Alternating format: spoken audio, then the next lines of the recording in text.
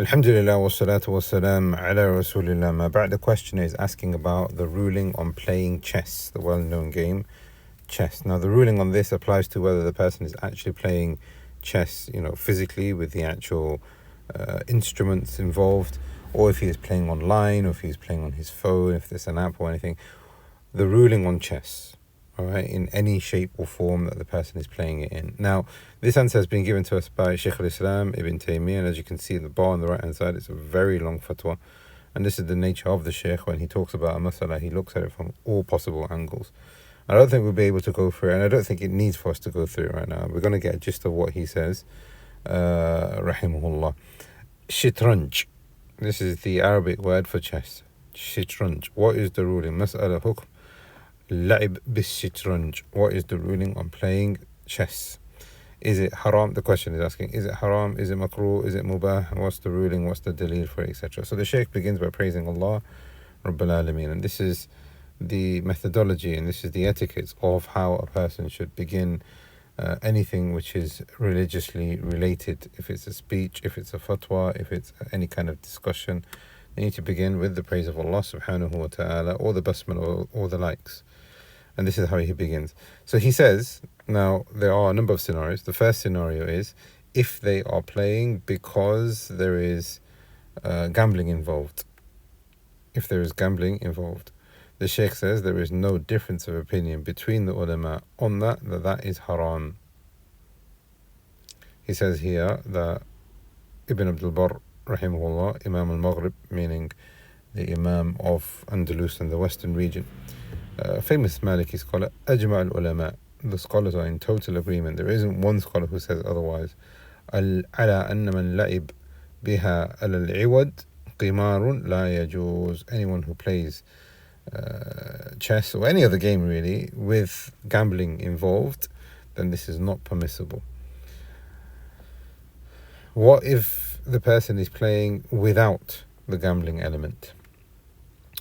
The Shaykh says there is a difference of opinion between... Now again, the Shaykh is going into a lot of detail which is related to the discussion, because he is now talking about the munafiqun, being negligent of their wajibat, not establishing the salah properly, not being dutiful to your parents. And these are just all examples of what he is basically in essence saying, which is the scholars are also agreed. So now the first agreement is that if there is gambling involved, the scholars are also agreed that if this game involves the person, now not just this game, any other game, anything really, شغل عما يجب باطنا أو ظاهرا حراما باتفاق العلماء.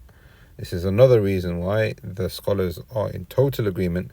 In this scenario, it would also be haram, which is if the person is allowing this game to distract him from what is wajib, or allowing this person to fall into what is haram, whether that is internally or externally. Right? And there's plenty of examples of that we don't need to explain, but as an example, internally the person has enmity, envy, jealousy, an addiction. Externally the person is not addicted, the person has no enmity, but he's just constantly playing it. Right? So the Shaykh is saying here, if the person is now distracted internally and externally, that's a second reason why it would then be haram. But the question is now, what if those elements are not there? What if there is no gambling and there is no distraction from what is haram? The Shaykh says the view of the majority of the ulama, and this is the view of Abu Hanifa, this is the view of Imam Malik, and it's the view of the Hanabila, Imam Ahmad and the Hanabila. Imam Ahmad himself actually has a statement on this, where they have said that it is haram. This is based on, now here there's a discussion as to what is the dalil for it. Okay. The companions, such as Ali ibn Abi Talib and Abdullah ibn Umar and others from the companions, made an analogy between the prohibition of idols, and now the person is playing with idols, and dice. And we've talked about dice before. So Ali ibn Abi Talib, for example, he says, and I'm pretty sure it's here somewhere, I've read it before, it's there. So if you want to go back to it, you can find what Ali ibn Abi Talib says. But Ali ibn Abi Talib radiallahu anh, he says about people who are playing chess, ما هذه التماثيل التي أنتم لها عاكفون. What are these idols that you are showing devotion to? Imam Ahmad about that statement of Ali, he said, this is the most authentic thing that we have about chess. It is the statement of Ali, meaning he has accepted it and he has praised and accepted and used the statement of Ali as evidence. So that's one sort of piece of dalil, or one sort of viewpoint into why it's haram. The second reason why it's haram is because they have said that, well, if dice is haram, then playing with idols is even worse. So Abdullah ibn Umar, he says, hiya ashar, meaning shitranj, hiya ashar min al-nut. It is worse than playing with dice. Therefore, the majority of the ulama, the Shaykh is saying here, ala tahrimiha. They have said that it is not permissible for a person to play chess. Amma Shafi'iyya, Imam al-Shafi'i himself, akrahu al-la'ib biha.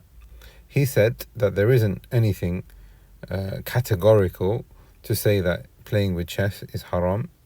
Therefore, it is disliked because of the things that we have seen and heard, meaning idols and dice and distraction and possible distractions, possible vices towards gambling, but there isn't any evidence. And from the ulama, from the contemporary ulama who have said that it's haram, I would say most of the ulama, Bin Baz, Uthaymeen, Shaykh al-Fawzan, the Lajna, etc. But those who have said that it is a makruh include the contemporaries, Shaykh al-Albani.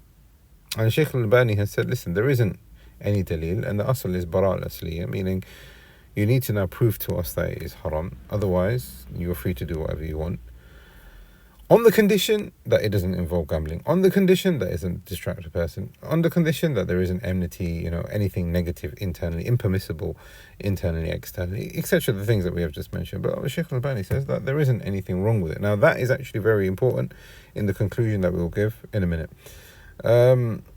Then Shaykh al-Islam ibn Taymiyyah gives us narrations from the Messenger of Allah sallallahu alaihi wasallam about the prohibition of dice and how the ulama have drawn that analogy.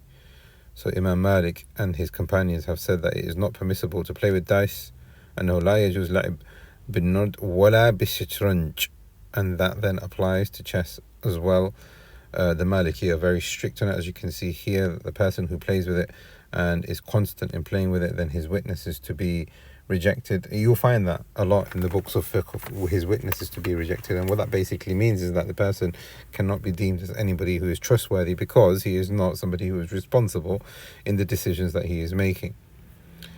As you can see here, سمعت مالكا يقول Yahya ibn Yahya al-Laythi has said that I heard Malik applying this ayah, as you can see here, فَمَاذَا بَعْدَ الْحَقِّ إِلَّا الضَّلَالِ, what is there after the truth except misguidance, to playing with these things which are of no benefit. So now here, this is very important. What is the core of our discussion? The core is that the majority of the ulama have said you are allowed to have games and hobbies as long as there is a benefit in it. So they are saying that chess doesn't carry a benefit.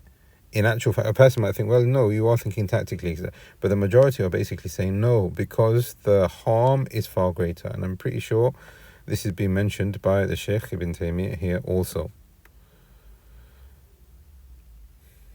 I mean, there's a lot to unpack here, to be honest. Like I've said, there's so many statements from the ulama. The Salaf here, he's bringing Ata and Tahus and Mujahid, Ibrahim and Nakhi.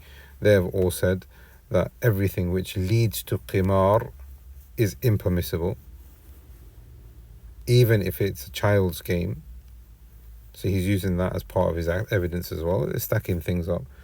But I think, like I've said, this is the crux now, and I think we kind of understand the crux of it.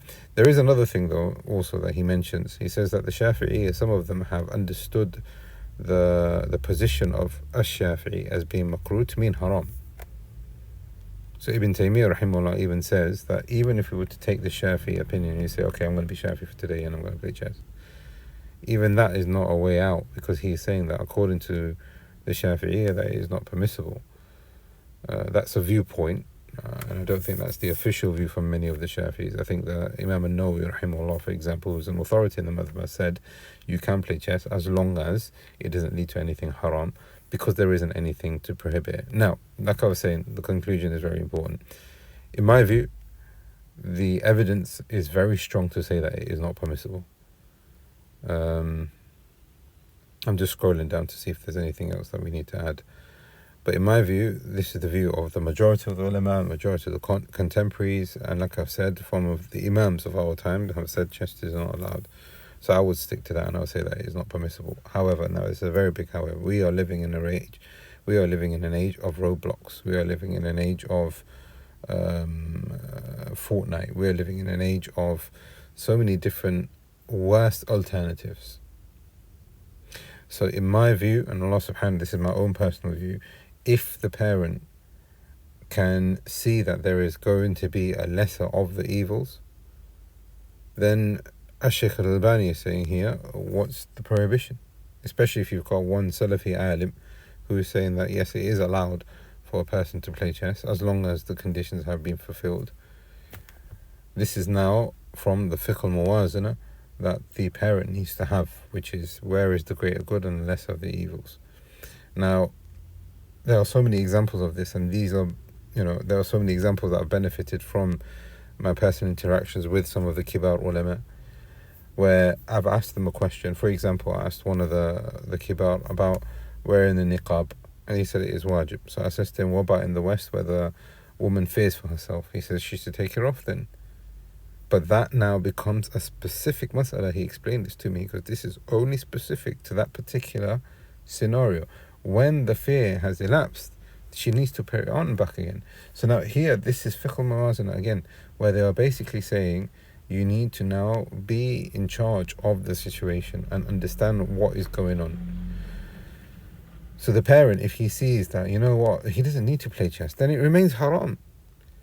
But if the child is stuck and it's a rainy day and there's nothing else for that person to do except for perhaps put something on in the house where it's going to be haram, then of course where we have something where the scholars have said, well, there isn't any categoric evidence to play chess that making chess playing haram, as long as obviously the conditions are fulfilled. There is no distractions, there is no gambling, etc., there is no enmity, etc.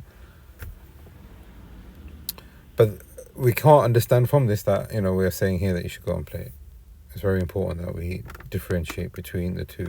As you can see here, the fatwa is long, and he's talked about this comprehensively, but I think we've got a gist of what the Shaykh has said. We ask Allah subhanahu wa ta'ala to have mercy on him, and we ask Allah subhanahu wa ta'ala that he allows us to follow what is halal and beloved to him, and that he allows us to stay away from that which is not beloved to him. هذا والله أعلم وصلى الله على محمد وعلى آله وصحبه أجمعين.